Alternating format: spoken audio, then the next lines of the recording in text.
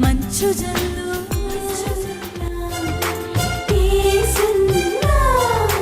మేఘనాథుడై వచ్చుచున్న మేఘారూఢుడా, రెండంచుల ఖడ్గమును నోట ధరించిన వాడా, మృత్యువునకు మృత్యులోకముకు అధికారి అయిన వాడా, యుగ యుగములో సజీవుడైన వాడా, ఏడు దీప స్తంభముల మధ్య సంచరించువాడా, మృతుడై మరలా బ్రతికిన వాడా, అగ్ని జ్వాలల వంటి కన్నులు కలిగిన వాడా, అపరంజని పోలిన పాదములు కలిగిన వాడా, దావీదు తనయా హోసన్నా, యూదుల రాజా యేసన్నా, యేసన్నా, యేసన్నా. యేసు నామంలో మీకు శుభములు సమృద్ధిగా కలుగునుగాక. మధురం నీ వాక్యం అనే కార్యక్రమానికి స్వాగతం. ఈరోజు మనం దేవుడు నాటిన నీతి వృక్షంలో అనే అంశం 18వ భాగం ధ్యానించుకుందామండి.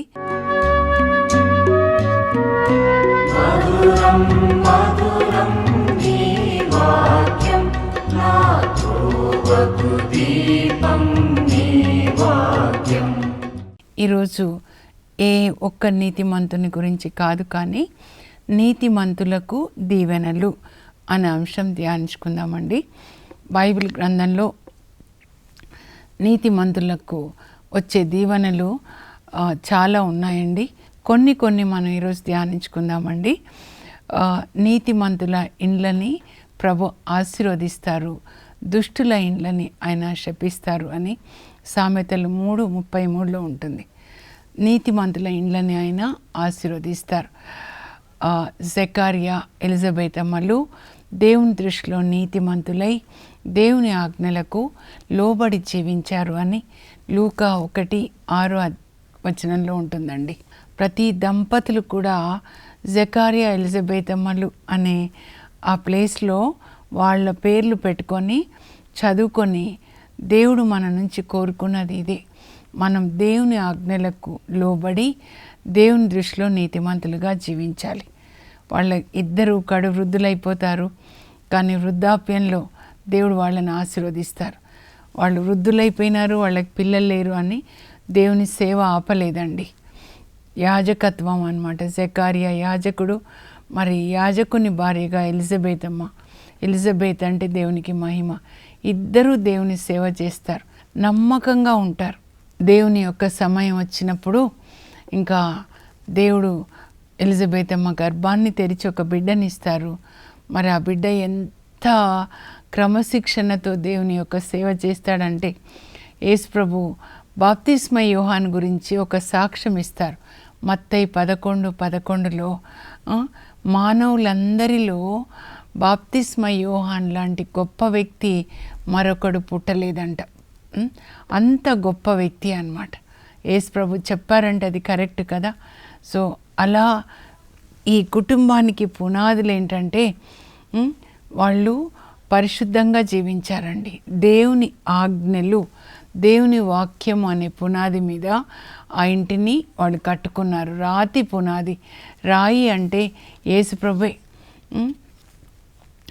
పనికి రాని రాయన్ని పారవేసిన రాయి మూలరాయి అయింది అని కీర్తనల గ్రంథంలో 118వ కీర్తన 22వ వచనంలో ఉంటుందండి.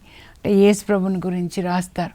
మరి యూదులు ఆయనని పనికి రాని రాయని సిలువ వేస్తారు, కానీ ఆయననే మూలరాయిగా మన సంఘాన్ని, క్రీస్తు సంఘాన్ని ఆయన కట్టాడనమాట. యేసు ప్రభు మూలరాయి, అపోస్తులు పునాది రాళ్ళుగా ఇప్పటి వరకు కూడా సంఘం కట్టబడుతుంది అన్నమాట. మనం కూడా దేవుని ఆజ్ఞల ప్రకారం జీవించాలి. వాళ్ళు నీతిమంతులండి, వాళ్ళనే వినయాత్ములు అని కూడా అంటారనమాట. ఇంకా యేసు ప్రభుని గురించి ఆయన నీతిమంతుడు అని చాలా చోట్ల రాయబడి ఉందండి. ఆయన నీతిమంతుడు, ఏ పాపం కూడా ఆయన ఎరగడు. కానీ ఆ నీతిమంతుడిని దేవుడు మన కొరకు మన పాపం ఆయన మీద వేసి ఆయన నీతిని మనకిచ్చాడని 2 కొరింథీ 5:21 రాయబడి ఉందండి. అయితే ఈ నీతిమంతుల ఎముక ఒక్కటి కూడా విరగదంట. 34వ కీర్తనలో 20వ వచనంలో దావీదు రాస్తాడండి. నేను మొదటిసారి చదువుతున్నప్పుడు పరిశుద్ధ ఆత్మదేవుడు ఎంత వివరణ అంటే నాకు ఆశ్చర్యం వేస్తుందన్నమాట. ఈ బైబిల్ గ్రంథంలో ఒక్కొక్క వాక్యం చదువుతుంటే దేవుని మాట ఒక్కటి కూడా పొల్లిపోదంటండి. ఆయన సృజించిన భూమి ఆకాశాలు గతిస్తాయి, కానీ నా మాటలు గతించవు. బైబిల్ గ్రంథంలో ఒక్క మాట కూడా పొల్లు పోకుండా, అక్షరం కూడా పొల్లు పోకుండా నెరవేరుతుందన్నమాట. ఇప్పటికే చాలా నెరవేరాయి, ఇంకా కొన్ని నెరవేరవలసి ఉన్నాయి. యేసు ప్రభు గురించి పాత నిబంధనలో మీరు చూస్తే 350 ప్రవచనాలు ఉంటాయండి. మరి అవి మొదటి రాకడ గురించి, అంటే యేసు ప్రభు పుట్టుక గురించి, మరి శిలువ మరణం, పునరుత్థానాల గురించి, తర్వాత 2వ రాకడని గురించి కూడా అన్నమాట. సో మొదటి రాకడని గురించి చెప్పినవన్నీ నెరవేరినట్లే 2వ రాకడని గురించి చెప్పినవి కూడా అన్నీ నెరవేరుతాయి అన్నమాట. మనం చదివితే యెషయా గ్రంథంలో కూడా మరి రెండో భాగంలో యెషయా 42 నుంచి మనం చూస్తే 53 వరకు 4 గీతాల రూపంలో ద్వితీయ యెషయా బాబిలోనియాలో యేసు ప్రభుని గురించిన దర్శనాన్ని చూసి రాస్తాడండి. ఆయన యొక్క సేవని గురించి, ఆయన శిలువ మరణాన్ని గురించి రాస్తాడు. మరి 3వ యెషయా బాబిలోనియా ప్రవాసం నుంచి వచ్చిన తర్వాత 65వ అధ్యాయంలో 17 నుంచి 21 వరకు యేసు ప్రభు 1000 ఏళ్ల పాలన గురించి రాస్తాడు. అది ఎప్పుడు జరుగుతుంది అంటే ప్రకటన గ్రంథం 20వ అధ్యాయంలో అన్నమాట. 4వ వచనం నుంచి చూస్తే 1000 ఏళ్ల పాలన. అప్పుడు ఆ తోడేలు గొర్రెపిల్ల కలిసే మేస్తాయి, ఆవు దూడ మరి సింహము కలిసి పడుకుంటాయి. చిన్న పసిపిల్లవాడు పుట్టలో చేయి పెడితే కూడా ఏం జరగదు. యేసు ప్రభు పాలనలో మనుషులు మృగాల్లాగా ఇంకొకరిని చంపడము అలా చెయ్యరు. అందరూ సంతోషంగా, సమాధానంగా, ఆనందంగా జీవిస్తారు. అప్పుడు అనారోగ్యము, స్వార్థము, అసూయ ఏవి ఉండవు. అందరూ ఒకే కుటుంబం లాగా ఉంటారన్నమాట. దాని గురించి కూడా చెప్పబడిందండి యేసు ప్రభు యొక్క పాలన గురించి అన్నమాట. అయితే ఆ నీతిమంతుల ఎముక ఒక్కటి కూడా విరగదు అని చెప్పారు కదండి. మరి అది యేసు ప్రభుని గురించి ఒకసారి మనం చూద్దాము. యోహాను సువార్త 19వ అధ్యాయంలో యేసు ప్రభుని సిలువ వేస్తారు కదండి. వేసిన తర్వాత మరుసటి రోజు విశ్రాంతి దినము, అది పరిశుద్ధ దినం కనుక సిలువ మీద మృతదేహాన్ని ఉండనివ్వరంట. అప్పుడు వాళ్ళ కాళ్ళని విరగ్గొట్టేసి ఇంకా వాళ్ళని సిలువ నుండి దింపాలని. అప్పుడు 2 దొంగల కాళ్ళు విరగొడతారంట చూడండి. కానీ యేసు ప్రభు దగ్గరికి వచ్చేసరికి ఆయన మరణించి ఉండుట వలన వాళ్ళు ఆయన కాళ్ళను విరగొట్టలేదు. కానీ ఒకడు ఆయన ప్రక్కలో ఈటతో ప్రక్కలో పొడిచినప్పుడు రక్తము నీరు వస్తాయన్నమాట.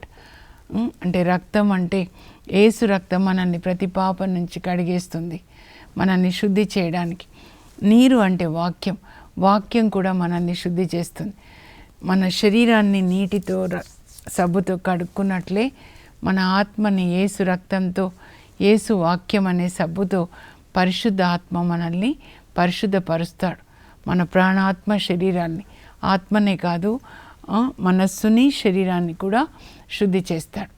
అక్కడే యోహాను 19:36 మీరు చదివితే లేఖనములలో వ్రాయబడినట్లుగా ఆయన ఎముకలలో ఒక్కటి కూడా విరగలేదు అనే లేఖనము నెరవేరింది అని అక్కడ రాస్తాడనమాట యోహాన్. ఆ లేఖనం ఎక్కడుంది అంటే దావీదు రాస్తాడండి 1000 సంవత్సరాల క్రితం 34వ కీర్తనలో 20వ వచనంలో అన్నమాట. నీతిమంతుల ఎముక ఒక్కటియూ విరగదు. అది యేసు ప్రభుకి, ప్రతి ఒక్కరికి భూమి మీద ఉన్న నీతిమంతులు, క్రైస్తవులుగా ఉండవలసిన అవసరం లేదు. నీతిమంతులు మనస్సాక్షి ప్రకారం జీవించే వాళ్ళు అన్నమాట. నీతిమంతులు, భూమి మీద ఉన్న నీతిమంతుల ఎముక ఒక్కటి కూడా విరగొట్టబడదండి.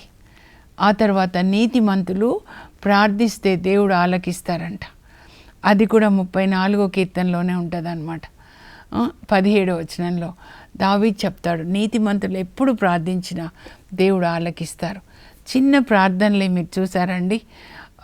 ఏలియా ప్రవక్త 1వ రాజుల గ్రంథం 17లో సారేఫతు విధవరాలు ఇంట్లో ఉన్నప్పుడు ఆమె కుమారుడు మరణిస్తాడనమాట. తన పడక మీద పడుకోబెట్టి ఈ బాలునికి మరల ప్రాణంలో వచ్చునుగాక అంటాడు. వెంటనే బాలునికి ప్రాణం వచ్చేస్తుంది. అప్పుడు ఆమె అంటుంది, అయ్యా నీవు దైవజనుడవని, నీ నోట దేవుని మాట సత్యము అని ఇప్పుడు నేను నమ్ముతున్నాను. ఎంత చూడండి, నేను చదువుతున్నప్పుడు దైవజనుల మాట అది దేవుడు నిరూపిస్తారంట. కనుక అంత కరెక్ట్గా దేవుడు చెప్పిన మాట విని దాన్నే మనం పలకాలన్నమాట. ఆ తర్వాత కార్మెలు కొండ మీద అండి, మనం విన్నాం కదా, ఈ మధ్యలో ఏలియా గురించి చెప్పాను నేను. కార్మెలు కొండ మీద ఆయన ఒక చిన్న ప్రార్థన చేస్తాడు. 1 రాజులు 18:36లో అనమాట. ప్రభా, ఈ ప్రజలు నీవే దేవుడని తెలుసుకోవడానికి నేను ఇప్పటి వరకు చేసింది నీవు చెప్పినట్లుగా చేశాను. నేను నీ సేవకుడను, నీ దాసుడను, నువ్వు చెప్పిందే నేను చేశాను అని తెలుసుకోవడానికి, ఈ ప్రజలందరినీ మీ వైపు తిప్పుకోవడానికి ప్రభా నాయనా నువ్వు పరలోకం నుంచి అగ్నిని పంపించి బలిని దహించివే అని చిన్న ప్రార్థన చేస్తాడండి, పెద్దది కాదు. వెంటనే పరలోకం తెరవబడుతుంది. పరలోకం నుంచి అగ్ని దిగొచ్చి ఆ బలిపీఠాన్ని, ఆ బలిపీఠం మీద ఉన్నటువంటి బలిని, ఎద్దుని కోస్తాడు కదండి, ఆ మొత్తం కింద కందకాన్ని అగ్ని దహించి వేస్తుంది అన్నమాట. అట్లా ఇప్పుడు మనం కూడా ప్రార్థించాలి. పరలోకం నుంచి దేవుడు అగ్నిని పంపించాలి. మన శరీరంలో ఉన్న శరీర వాంఛల్ని, శరీరంలో ఉన్న రోగాన్ని, దయ్యాల్ని కాల్చివేయాలి. దేవుని యొక్క తీర్పు దిగివచ్చును. ఆ రోజు ఎట్లా తీర్పు దిగొచ్చిందో అలాంటి తీర్పు దిగి రావాలి. హాస్పిటల్స్లో కూడా అనారోగ్యంతో ఉన్నారు, ప్రార్థన చేయండి అంటున్నారు తల్లులు. హాస్పిటల్కి వచ్చి చేయండి అమ్మా, నా కొడుకు కనీసం ఏదో 5 సంవత్సరాలన్నా బ్రతకాలి అని. అప్పుడు ప్రభా నేను ప్రార్థించాను, పరిశుద్ధాత్మదేవుడు నాకు చెప్పారనమాట, సాయం చేశారు. దేవుని యొక్క తీర్పు రావాలి. ఆ అనారోగ్యాన్ని కలుగజేస్తున్నటువంటి పిశాచికి దేవుడు శిక్షించాలి పిశాచిని. ఆ రోజు ఎర్ర సముద్రంలో ఇజ్రాయెల్ ప్రజల్ని వెంటాడుతూ వస్తున్నటువంటి ఫరోకి, అతని సైన్యానికి, తన బిడ్డల్ని వెంటాడుతున్నందుకు తీర్పు ఇచ్చాడు. ఆ నడి సముద్రంలో నీళ్ళలో ముంచేసి.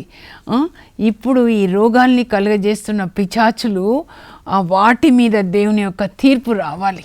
యవ్వనంలో కిడ్నీలు పాడైపోవడం ఏంటి, బ్రెయిన్ పని చేయకుండా ఉండడం ఏంటి, చిన్న వయసులో ఆ దుష్టుని మీద దేవుని అగ్ని దిగివచ్చి ఆ రోగాన్ని కాల్చేసి, రోగ క్రిములని కాల్చేసి, ప్రభా బిడ్డకి దీర్ఘాయుని దయచేయండి. Let your judgement come upon our enemies అని ప్రార్థన చేయండి. మీరు కోర్ట్ కేసెస్లో అన్యాయంగా ఇరుక్కొని పోయినారేమో, అప్పుడు కూడా మీరు ఇలా ప్రార్థించండి. ఈరోజంతా దేవుడు నాకు అదే చెప్తున్నారనమాట. అందుకని నేను మీకు చెప్తున్నాను, మీకు అనారోగ్యమా, లేకపోతే మీ పిల్లలు త్రాగుడా, లేకపోతే కోర్ట్ కేసెసా, దుష్టుడు ఎట్లా పనిచేస్తున్నాడో మనము చేయలేం. కానీ దేవుని యొక్క తీర్పు దిగివచ్చి, అగ్ని దిగివచ్చి ఆ దుష్ట శక్తుల్ని సంహరించి దేవుడు మనకి జయమిచ్చుదురుగాక అని ప్రార్థించాలన్నమాట. ఆ తర్వాత సిరాకు గ్రంథంలో 1వ అధ్యాయంలో 13వ వచనం అండి. అలాగే 2వ రాజులు 22లో 20వ వచనం అన్నమాట. హోషియా రాజు గురించి మాట్లాడుతున్నారు. చివరిలో బాబిలోనియా ప్రవాసానికి వెళ్ళింది ఈయన కొడుకులే అనమాట, ఇద్దరు, యెహోయాకీము తర్వాత సిద్కియా అనమాట. తర్వాత మనవడు కూడా యెహోయాకీన్. అయితే వీళ్ళ నాన్న హోషియా ఎంత దైవభీతి కలిగిన రాజు. ఆయన గురించి దేవుడు నాతో చదివించారు. అంటే ఎందుకు ప్రభా అంటే ఇది చెప్పమని. అక్కడ ఏమని ఉంటుందంటే, నీవు ప్రశాంతంగా కన్ను మూస్తావు, నీతిమంతుడు ప్రశాంతముగా కన్ను మూయును, మరణించినప్పుడు ప్రభు అతన్ని దీవించును. చూడండి, మరణించేటప్పుడు కూడా మనకి దీవెన కావాలండి. కోవిడ్ టైంలో మరణించినప్పుడు చూడండి, ఆ తర్వాత కొంతమంది యాక్సిడెంట్లో చనిపోతారు, రకరకాలుగా కదా. కానీ ప్రశాంతంగా అన్నమాట. దావీదు అలాగే ప్రశాంతంగా చనిపోతాడండి. తన తర్వాత కుమారుణ్ణి సొలొమోన్ని రాజుని చేసి ఆ తర్వాత పెద్దవాళ్ళందరినీ పిలిచి తన కొలువులో అధికారులని యాజకులందరినీ పిలిచి, ఇదిగో వీడు పసివాడు, 30 సంవత్సరాలండి సొలొమోన్కి. నా కొడుకు ఇంకా పసివాడు, నా కొడుకు మీరు తోడుగా ఉండండి, దేవాలయాన్ని కట్టించండి అని కొడుక్కి తర్వాత ప్రజలకి చెప్పి అందరి కొరకు ప్రార్థిస్తాడండి ఆయన. మీరు చదివితే 1వ దినచర్యలు 29వ అధ్యాయం. ప్రభా వీళ్ళ హృదయాల్లో భక్తి భావం ఇప్పుడు ఎలా ఉందో ఎప్పటికీ ఇలాగే ఉండేటట్లు, నా కుమారుడు నీ ఆజ్ఞలు పాటించేటట్లు సాయం చేయని కుమారుడికి అప్పగింతలు చేసి మరణిస్తాడు. ఇంకా ఏ రాజు కూడా వాళ్ళు బ్రతికి ఉండగా వాళ్ళ పిల్లల్ని రాజుల్ని చేసి వాళ్ళకి అప్పగింతలు చేసిన రాజు లేడండి. ఈయన ఒక్కడే అలా చేస్తాడనమాట. అయితే ఇప్పుడు హోషియా గురించి మార్నింగ్ చదివానండి. 2వ రాజులు 22లో 20 వచనం అనమాట. ఈయన 8 సంవత్సరాలకే 22వ అధ్యాయం మీరు చదివితే 8 సంవత్సరాలకే రాజు అవుతాడనమాట. కింగ్ జోసయ్య.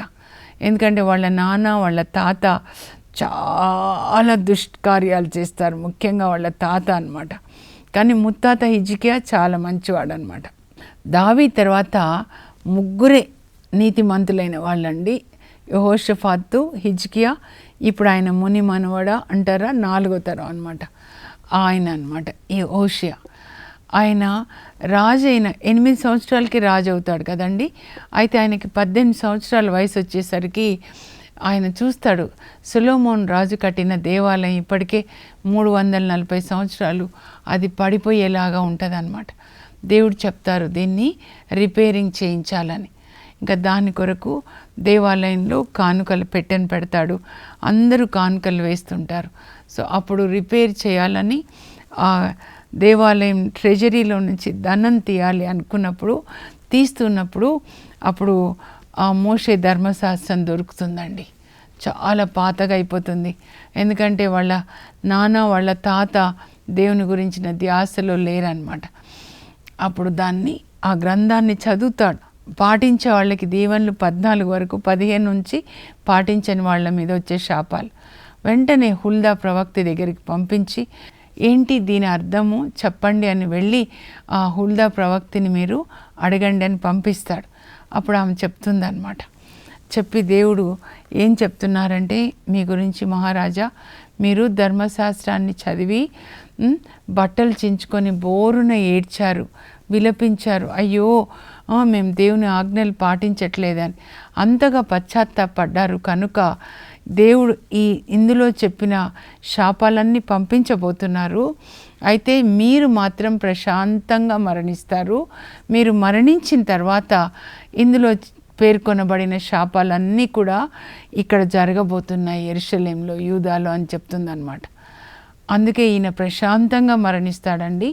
ఆయన మరణించిన తర్వాత ఆయన కొడుకుల కాలంలో బాబిలోనియా రాజు మరి ఈ దేశం మీద, యూదా దేశం మీద దాడి చేసి తన కొడుకులని, 2 కొడుకులు ఒక మనవడిని బంధించి తీసుకొని వెళ్తాడనమాట.